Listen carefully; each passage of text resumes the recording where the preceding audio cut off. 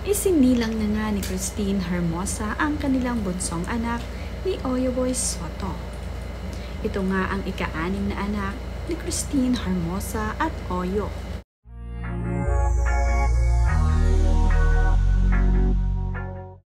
Agad naman ngang dinalaw ni Dina Bonaby itong si Christine Hermosa nang malaman na isinilang na nito ang kanyang bunsong apo.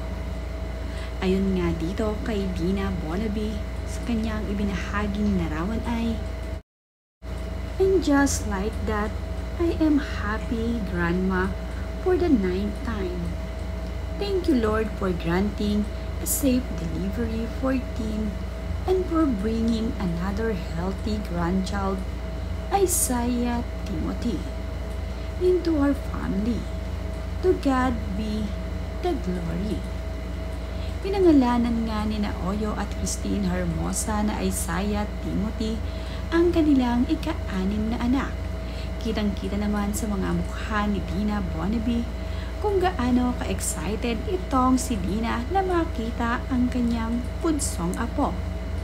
Napakagwapong bata nga rin ng bunsong anak ni Oyo at Christine. Naman nga ng mag-asawang Wahoo at Nina Soto na nanganak na itong si Christine Hermosa, ay agad ding dumalaw ang mag-asawang ito dito kina Oyo at Christine sa hospital. Isa din sila sa mga excited na ma-meet ang bunsong anak ni Oyo at Christine Hermosa. Ito namang si Oyoboy ay nagbahagi rin ng larawan ng kanyang mga anak.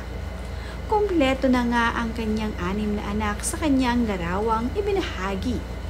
Caption nga ni Oyo sa kanyang ibinahaging larawan ay, "Testimony of God faithfulness. You deserve all praise and glory, Lord Jesus Christ."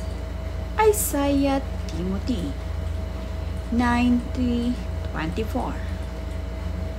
August 3 pa nga pala nanganak itong si Christine Hermosa sa kanyang bunsong anak.